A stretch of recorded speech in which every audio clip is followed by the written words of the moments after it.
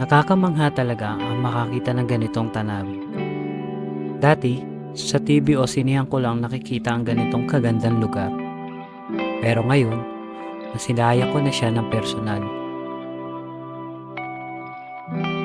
Marami pa talagang tinatagong ganda ang Pilipinas na gugulantang sa ating mga mata at magpapatibok ng ating mga puso. Hindi man ako pinalad na makita ang Sea of Clouds na dinarayo ng mga nagkakamping dito, di pa rin naman ako nabigo na makita ang ganda ng lugar.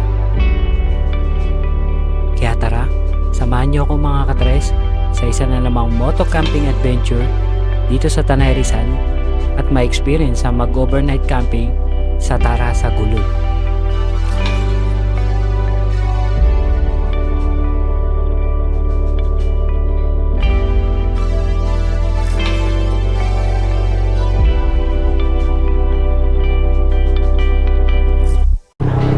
What's up sa inyo mga katres and good morning! Welcome back sa akin channel. Ang sarap ng araw.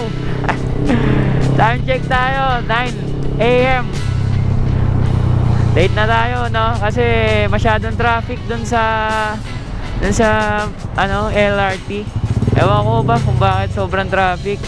Pero yun, magmo-moto camping tayo for today content mga katres. And may bago tayong kasama. May iba tayong kasama sa content natin ngayon. Isang moto vlogger and nagka-camping na rin. Kikitain natin siya sa Martism. Call time namin is 10. Dapat nandoon na.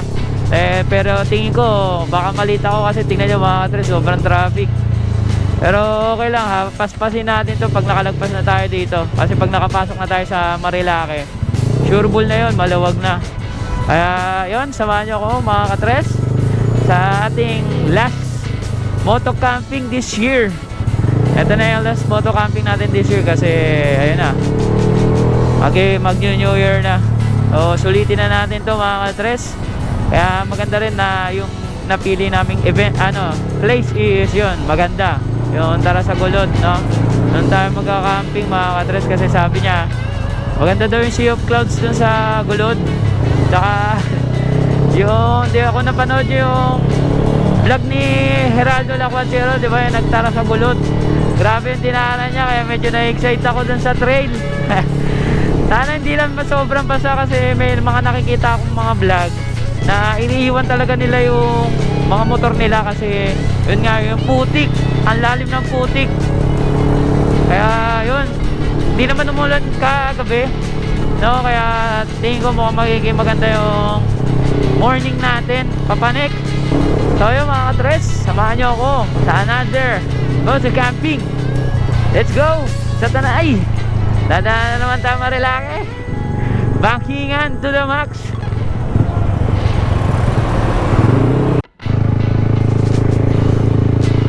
I'm back mga katres. Pupunta na tayo ng Martism. Baka nandun na siya, wala kasi masyadong signal dito. Pero nakapag-recharge na tayo, nakakain na tayo. Tapos pupunta na tayo doon. Mga 5 minutes away na lang tayo sa Martism. Grabe, lamig. Kanina umuulan, buti na lang uminto yung ulan. Hindi, yari tayo. Iwan talaga natin yung motor sa baba. Tapos pahirap ang mag 10 pitching. So tamang chill na lang tayo kasi baka walang signal doon. Kailangan natin makasagat ng signal kasi yun lang yung contact namin, itong cellphone lang. Messenger lang kami. Alas 12 na mga katres pero yung lamig, grabe. Alam mo na, sa Tagaytay, no? Dito na tayo mga katres, Martism. So yung mga katres, kasama na natin si Kamoto Passion. Tama na.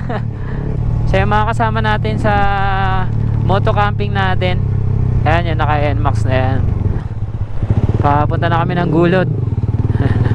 Buti ka mo, minto yung ulan. Ang lakas ng ulan kanina. Ang lakas ng ulan kanina, sobra. Dito, ang lakas. Oo, lakas.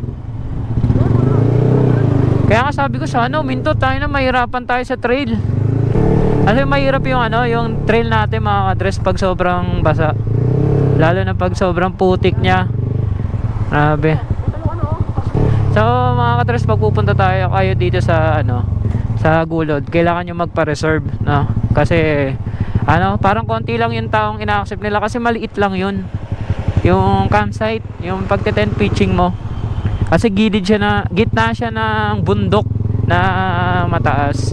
So si brother na yung nagpa-reserve kanina. Kaya, nung nakaraan, no, na nag-uusap kami na nagplano kami, siya na yung nagpa-reserve. So, sige, walang problema. Oo nga eh. Okay. So ano, change of plan mga ka-tres. Bili muna tayo ng mga pagkain natin dahil wala kami mabibilan dito sa loob. Pero malapit lang naman. Dito sa bungad na to. Okay. Kailangan na pang parking. Oh yeah. Okay.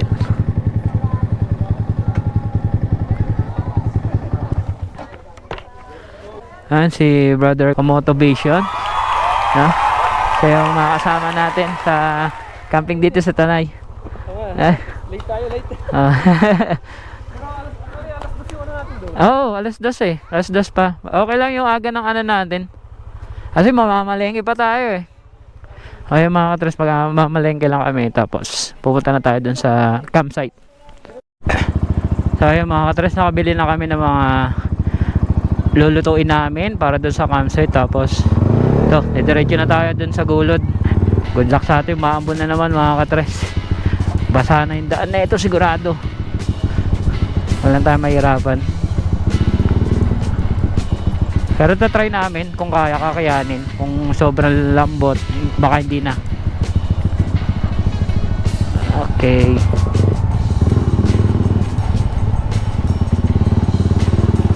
So pagdating yun ng ano, Martise mga ka-tres, yung unang liko, yung unang kaliwa, yun yung way. Dalawa yun eh, pero isa lang yung lalabasan. Dito lang din yung lalabasan. Dalawa kasi yung bago mag Martisem, tapos lagpas ng Martisem lang, konting-konti lang talaga. Unang kaliwa niya mga ka-tres, eto na, yan nakakalabasan. Pero bago kayo pumasok dito mga ka-tres, bumili na kayo ng mga lulutuin nyo. Dahil sabi ni Kamoto Vision, wala daw mabibilihan dito ng mga pagkain. Meron siguro dun sa campsite pero hindi yung mga panluto, no, ng mga meat, no? Kaya bili na kayo bago kayo pumasok. Ito na. Grabe. Grabe siya. Grabe ang daan. Ingat sa atin. Ay, sarap. Sarap mga ka-tres, oh. Woo! Yung campsite natin mga ka-tres, magaganda. Nakita ko sa YouTube. Ang ganda niya, as in parang nasa tuktukan ng bundok. Tapos yung konti ng daan mo, ayun, no, this way to Gulod. Yung as in konting-konti na lang talaga, bangin siya mga ka-tres. Pero safe naman dun. Safe naman dun sa campsite na yun. Ay, may kotse pa, oh. Grabe. Kasya naman pala, oh. Kasya mga ka-tres. Ay. Sana ganito lang yung lupa mamaya. Para okay yung daan natin. Kasi nung napanood ko doon kay Geraldo, grabe putik. Ano pa yun, ADB pa yun, medyo hirap siya mga ka-tres. Wala pa siyang dala nun. Tayo, ang bigat ng dala natin. Mas mabigat pa sa akin. Nice view. Yay, lalim. Grabe. May campsite sa bungad, do. Ano kayang campsite to? Nature Venture Campsite. Stig. Ang taas. Ang tarik. Ay. Ang tarik po kaibigan. Sabi, ang titindi ng dinadaanan natin. Ang lakas mo, XSR. Ay. Ayun no, rainforest. Ayun, campsite. Campo Liwalio. Dami ng campsite dito mga kadres. Yun no. Ganda oh. Dito yung parking mga kadres pag di mo kaya. Grabe yung putik.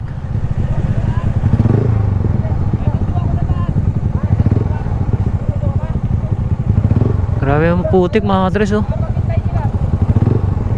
So dito na lang kami mga kadres, magpo-park na lang kami kasi sobrang putik ng daan. Di kakayanin kasi nga umulan. Dito na lang tayo magpo-park. Bali sasakay na lang kami mga kadres. Kaalis lang kami ng gamit namin kasi sobrang putik. So magtatanggal na kami ng mga gamit sa motor. Mukhang ganun lang ang mangyari. Magta-tricycle na lang kami. Nakita kids. So yung mga katres, nakakasakay na kami dito sa multicab, no? Special 500 yung ano namin, yung babayaran namin. Hindi kasi kaya, tingnan nyo mga katres yung lupa. Yan basa kasi umulan kanina. So nagano na lang kami, nag-decide na lang kami sumakay para hindi na rin kami mahirapan dahil kami gamit namin, ang dami. So let's go. Adventure. Mula parking lot ay kailangan na namin sumakay ng minicab para makarating sa campsite dahil sa sobrang putik na ng kalsada at di nakakayanin pa ng aming mga motor.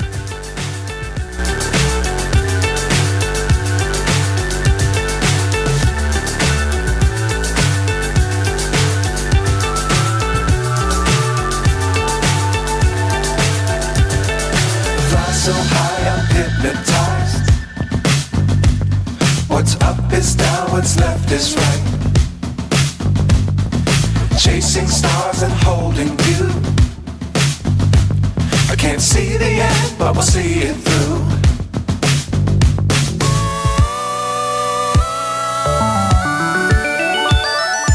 Flying, get on board. We're smiling on top of the world. Pumasok na dulo. So yun mga katres, touchdown na tayo. Welcome to Gulod.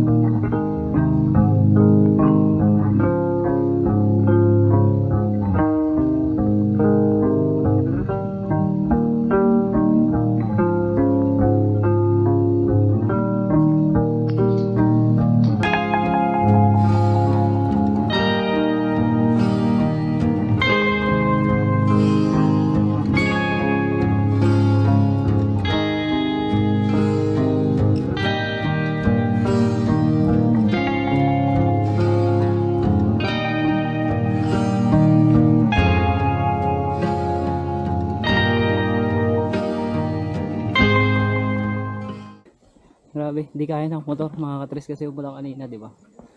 Ay, nung nakita niyo yung mga dinaanan namin, grabe, ang hirap. Good decision na talaga na ano na lang kami. Sumakay na lang kami ng multicab. Dito na tayo sa may entrance. Babayad lang kami. Ay, mag-ano lang kami ng reservation. I-check lang namin. Tapos, magti-tent pitching na tayo. So what's up mga katres, I'm back. Tapos na kami mag-setup ng tent, no? Ang lakas kasi ng hangin kanina kaya medyo nahirapan kami. Ito yung tent pitching area nila. Yan, hanggang dulo dun. Hanggang dulo. Konti lang yung nag-camping ngayon, no? Halos parang mga 5 lang kami dito. Grabe yung grabe yung daan dito mga katres. Hindi siya advisable sa mga nagmomotor. Pag umulan mga katres, pero hindi ko sure kung kung yung ano, yung walang ulan, as in walang ambon, no? Kasi si Geraldo Lacuachero, kung napanood niyo yung vlog niya, di ba? Nakapunta siya dito, naabot niya yung motor niya hanggang dun sa ano, sa parking neto ng gulod. No, kami talaga hindi kasi so yung putik niya may kasamang tubig. Yung tubig pa ang lalim siguro lagpas siguro mga 1 dangkal, no? Kaya mahirap, madudulas, parang madudulas yung motor natin, kaya hindi na natin sinubukan, no? Nag multicab na lang kami. After na pagdating namin din sa ano, 'di ba, sa entrance ayun, nakita ko na may 2 CR. Tapos meron silang mga kubo dun sa dulo na pwedeng tulugan, tsaka yung mga open cottage na kung ano ka, pang day tour ka lang, pwede mong gamitin. Pero may bayad yun mga katres. Ilalagay ko na lang sa comment section yung mga price list nila dito. Then may ano rin, may sari-sari store sila na 24/7. Pero wala silang mga frozen meat, no? Kaya kailangan bumili na talaga kayo dun sa labas bago kayo pumasok dito. Ganda ng ano dito view mga katres. Ayan. Ayan yung view natin dito. Ayan. Napaka-solid. Di ba? Ganda ng ano niya. Ang ganda dito, ang ganda mag tent pitching dito. Saka sobrang tahimik kasi hindi crowded. Kasi nga ito lang yung ano, yung pagte-tent pitching mo, tapos isang diretso lang. Hindi kayong katulad dun sa Viewscape na malaki. No, yung palang kasi napuntahan natin na campsite dito sa Tanay. Pangalawa to, itong gulod. Sana magkaroon ng ano, Sea of Clouds bukas. No? Kasi yun talaga yung pinunta natin dito, kasi dun sa Timpalibot, yung nakita natin tong vlog nila is grabe yung ano, Sea of Clouds. So ulit, no? So yun, tutulungan muna natin sila mag-prepare ng dinner natin, then kain na tayo dahil konti lang yung kinain natin nung ano, breakfast. Kasi hindi na rin kami nag-lunch. Rekta ano na kami, rekta dinner na. Lamig dito oh.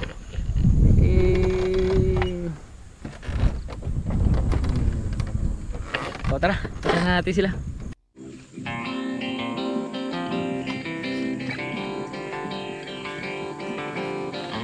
Ano lang to, Hindi tayo makapagsalita. good. Pag ganun, yung pa ako pag ganun.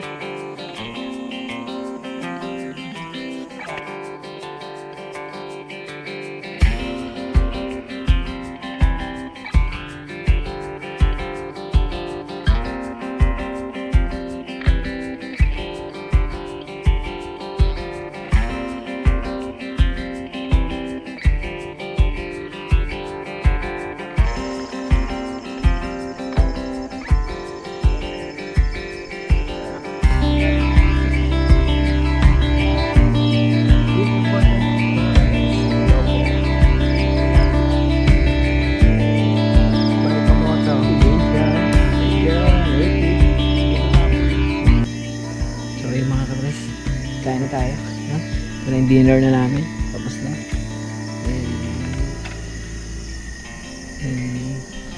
That's it. That's it na. Tapos na.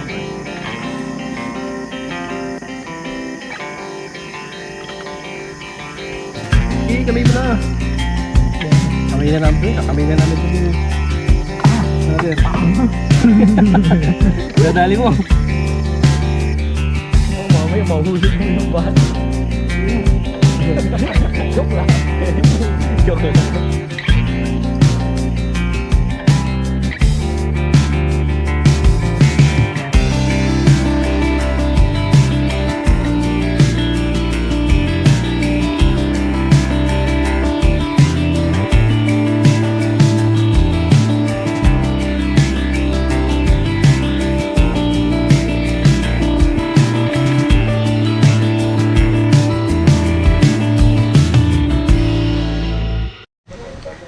So yun mga katres, no, nagiinuman kami kanina, may session kami kanina, tapos bigla na lang ano, bigla lumakas yung hangin. Pero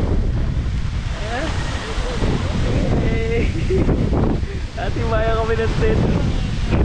Sobrang lakas mga katres. Nakikita nyo, kung narinig nyo pa ako, pero ang lakas ng hangin.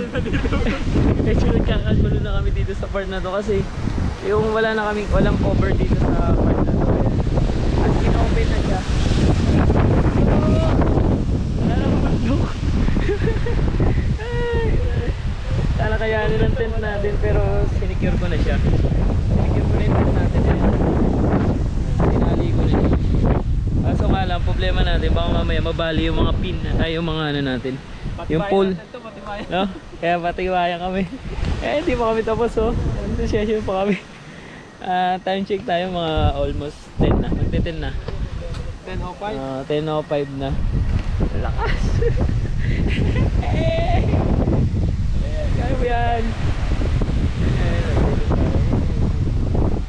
Grabe. Update ko kayo mamaya. Patibayin lang natin yung tent natin mga katres. Kasi grabe yung lakas na natin. Go!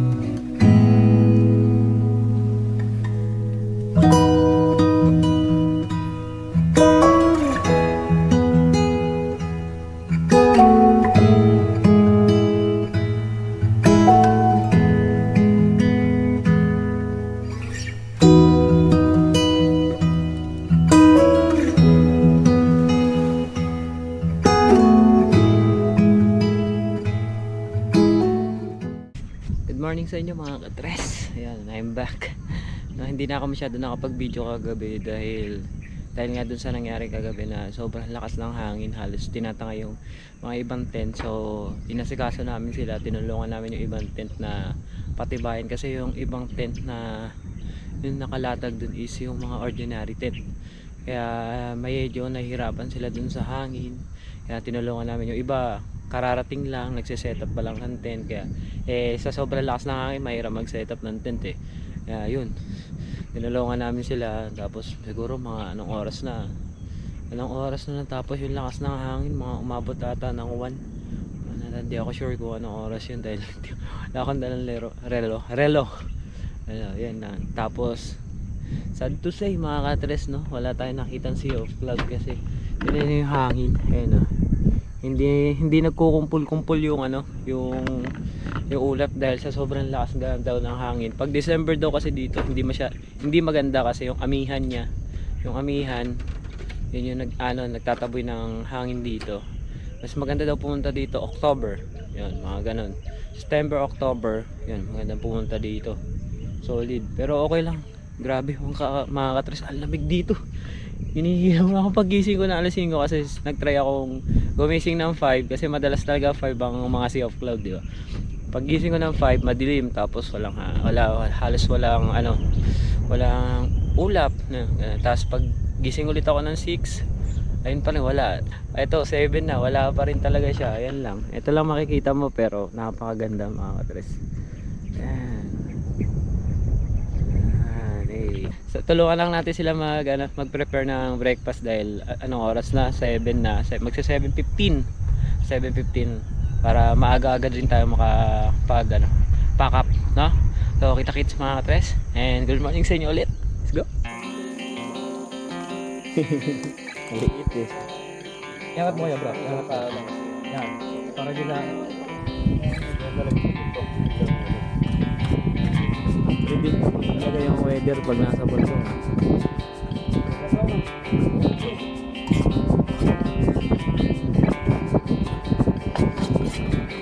Ayun mga katres, binabod nyo kami ngayon. Motobag ito, motobag.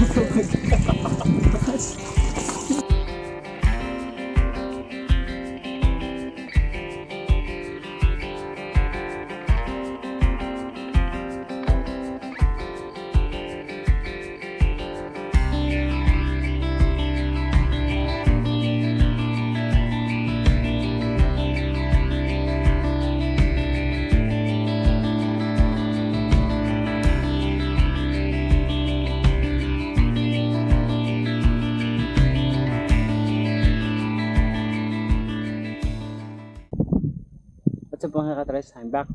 Hindi na ako masyado nakapag-video kasi ayan. As you can see no, nakikita na grabe ulan. Walang humpay tapos ang lalakas pa ng hangin. Nakapag-break up na rin ako kanina. Pero grabe ang hirap kasi sobrang lakas nga ng hangin na tapos sasabayan pa ng ambon lang naman yung ulan pero yung nagpalakas kasi yung hangin. Kaya mababasa yung mga gamit natin. Tapos yung mga cottage kasi, yung mga open cottage nila, inaabot ang hangin. Tingin ako, grabe. Sabi, anong oras na? Late na kami makakalabas dito sa campsite. Kasi isa lang yung sasakyan nila na service namin, yung minicab nila. Eh medyo hirap na dahil ano nga, basa na yung lupa. Kaya, tapos paahon pa. Ayun, maghihintay muna kami dito siguro mga 10 minutes pa bago bumalik yung minivan. So yun mga katres, dito na lang natin tatapusin tong video na to. Dito sa Gulod campsite, no. Solid dito, napaganda na experience natin. Mga disaster na nangyari, no. Pero hindi naman totally disaster siya kasi kasama siya ng part siya ng pagka-camping mo, yung mga ganito bigla na ulan, malakas na hangin, kaya dapat prepare ka talaga. Ano naman tayo dito, 'di ba? Kompleto naman tayo ng gear para sa camping. Ayun. Sa mga katres natin diyan, maraming salamat no sa pagsama ngayon dito sa ating camping, no, moto camping dito sa Gulod. Mahirap lang yung papunta, no, mga katres, kaya advice ko sa inyo na pupunta kayo dito, hindi masyadong maulan. Then mas gusto nila, sabi nung dun sa pinagparkingan namin, October.